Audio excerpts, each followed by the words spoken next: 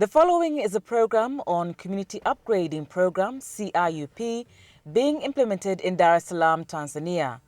To begin with, CIUP Technical Committee Chairperson and Head of Department of Urban Planning, Environment and Transportation speaks on why the project is being implemented in Dar es Salaam. CIUP meaning Community Infrastructure Upgrading Program. This is a program which is being implemented in Dar es Salaam City. As you might be aware that Dar es Salaam City is the largest city in Tanzania with a long written history. Having those background, Dar es Salaam City is also facing a number of problems like unplanned settlement. So we're having about 75% whereby it's unplanned in the city. And having that challenges, the government together with the city council did a number of initiatives to improve those situations. For example, in 2001 is when we established the CIUP, that is Community Infrastructure Upgrading Program. And this was meant to be implemented in two phases. The first phase was ended in 2010, and the second phase, we are now in a closure, so it is ending this year. What are the objectives of the Community Upgrading Program? Community Infrastructure Upgrading Program covered 9 wards out of 56 unplanned settlement in Dar es Salaam. The objective of CIUP is to improve the productivity and the well-being of the low-income residents living in Dar es Salaam unplanned settlement by upgrading infrastructure in the unplanned areas. The second objective is to building the capacity of the municipal council to upgrade and maintain this infrastructure. And the third objective is to build the community capacity in participating and maintaining the infrastructure which will be upgraded. The Community Upgrading Program has been implemented in 2 phases, as explained by Project Supervisor. On phase 1, 16 communities were implemented. And in phase 2, 15 communities were implemented also. Up to now, this year, 2012, all projects were implemented. In phase 1 and phase 2, 1,010 hectares were covered, and about 100,000 population were enjoyed the project. The infrastructure upgraded up to now is 97.2 gravel road, 33.4 footpath, road drain 161.14, tarmac road 16 kilometers and 0.36, street light is 2,000, solid waste containers 70, public toilet 16, water kiosk 36, and boreholes is 7. Actually, all these infrastructure were implemented and the people are enjoying the benefit of the project. Following implementation of the project, the following benefits have started to show up in the respective areas of Dar es Salaam region, namely Ilala, Temeke, and Kinondoni districts. After implementation, the CIUP project, the following benefits were noted. First, the environment built is improved. Second, reduced floods. Third, reduction of communicable diseases. Fourth, the value of the land also increased. Fifth, due to regularization at Sandali Ward, the house owner were receiving title deed. Sixth, create awareness at the community. Also, increase the ownership of the project activities in the community.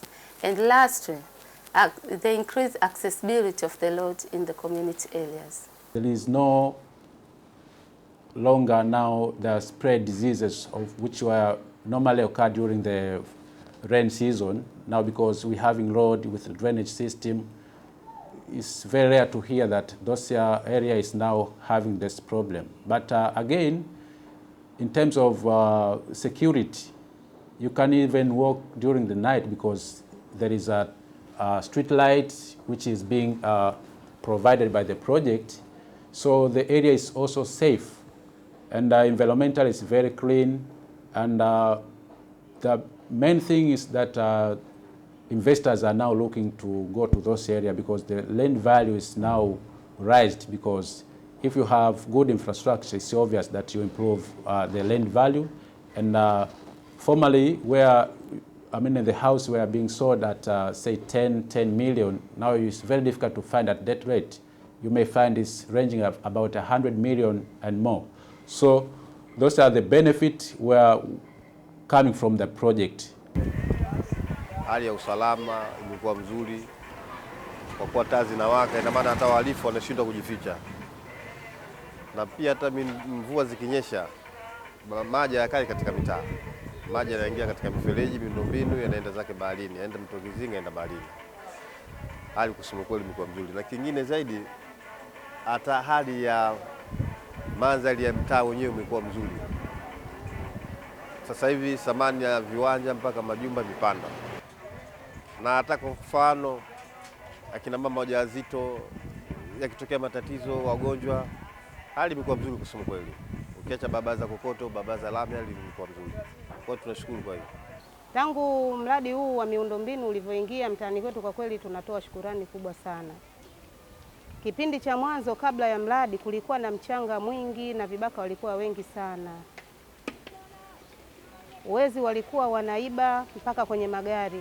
Gari zilikuwa hazitembei vizuri kutokana na mchanga ulivyokuwa mwingi, lakini tangu kipindi hiki cha miundombinu ilivyokuja, kwa kweli tunashukuru, barabara zetu safi na hata ule uporaji ule umepungua tuseme, sio kwamba umekwisha, umepungua. Mvua zilikuwa zikinyesha, maji yanajaa, yanaingia mpaka kwenye baadhi ya nyumba. Magonjwa mlipuko yalikuwa mengi sana. Lakini tangu mradi umeanza, angalau kwa kiasi fulani magonjwa mlipuko yamepungua. Kujaa kwa maji kwenye baadhi ya nyumba kumepungua kwa maana kuna mitaro.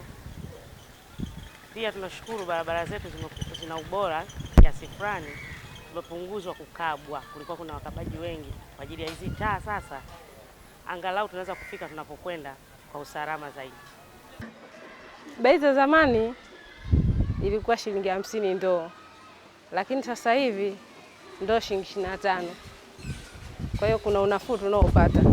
In order to ensure that the project is sustainable, we have involved fully the respective community, whereby community planning teams were formed to plan and supervise infrastructure construction, a situation which makes the community feel a sense of ownership of the project.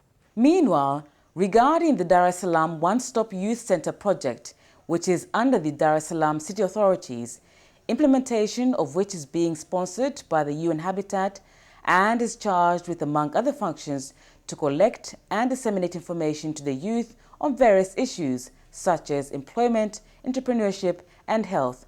The project supervisor explains what the center does to ensure that the youth, who constitute a large percentage in a country, are provided with the various information on the development and that of the nation. One-Stop Youth Center is the UN Habitat initiative under global partnership and was launched in 2004 during the World Urban Tour, Barcelona in Spain. The GPA concept was launched to develop a focus on 4 youth development areas. One of them is employment and capacity building, second, crime prevention, third one, urban governance, and the last one is regional networking. Now, this project has taken place in 4 countries in East Africa, including Tanzania, Kenya, Uganda, and Rwanda. Now, in Tanzania, we are having a project called Dar es Salaam One-Stop Youth Center. This is a place where service seekers meet and interact with service providers. Now here, the service seekers are young people. They are interacting with service providers who are youth officers at the One-Stop Youth Center. Now we are having 4 areas of concentration. One of them is livelihood. The second is life skills. The third one is good governance. The fourth one is information and communication.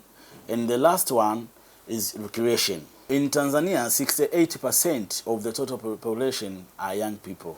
Now you can see there is a big need of UN Habitat and other international organizations to concentrate on young people generation.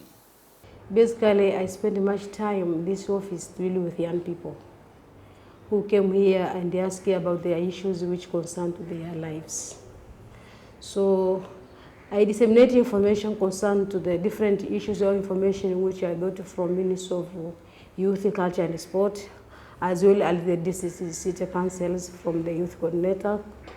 So for what I get from different areas, I supposed to deliver to them. So I can proud that those people, I appreciate what I did about them. What have the beneficiaries of the center have to say on their business activities before and after receiving the training? Mwanzo kabisa wa hii shughuli za ujasiriamali tulianza kuuza vitu vidogo vidogo ambavyo kama vile mikeka, vikapu, lakini tulikuwa tuna ujuzi wa kuendesha biashara. Baada ya muda tukaja kupata mafunzo ya biashara, jinsi ya kuongeza thamani, jinsi ya kutangaza biashara, jinsi ya mpangilio wa biashara kwa ajili ya wateja na kutunza kumbukumbu.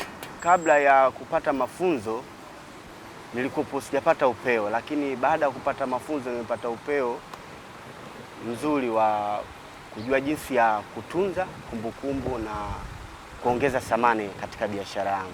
Kwa hiyo mabadiliko niliyopata, nimepata mabadiliko makubwa, lakini si makubwa sana, kwa kutokana na kuanzisha na branch nyingine ya biashara tofauti na hii. Tulio wengi tulikuwa gizani, hatujui biashara inafanywa vipi, lakini baada ya kufanya ile semina tumegundua kumbe biashara sio pesa, biashara ni kujua jinsi ya kufanya, kuisimamia ile biashara, ndio mtaji wenyewe haswa. Unaweza kuwa una pesa nyingi lakini ukawa ni mfanyabiashara si mjasiriamali, maana yake zile pesa zako hazitakusaidia lolote. Lakini baada ya kufanya ile semina nimegundua kuwa biashara ni kujua kuwa mjasiriamali, yani kujua biashara inatakiwa kufanyika vipi. Lakini baada ya kupata hiyo semina nimepata, yani nimekuwa niko tofauti na niwamu awali wakati sijawa mjasiriamali, nilikuwa ni mfanyabiashara tu. Lakini baada ya kupata semina nimekuwa mjasiriamali mzuri, naelewa biashara inafanywa vipi. Hata kama biashara ikiwa ngumu, kama sehemu ambazo hakuna wateja, basi natakiwa nifanye vipi ili ni maintain msingi wangu usipungue.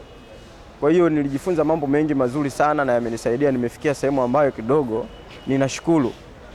We hope that you have understood how the Community Infrastructure Upgrading Program, CIUP, functions in the city of Dar es Salaam in Tanzania and how it has been able to attain the goals of the project.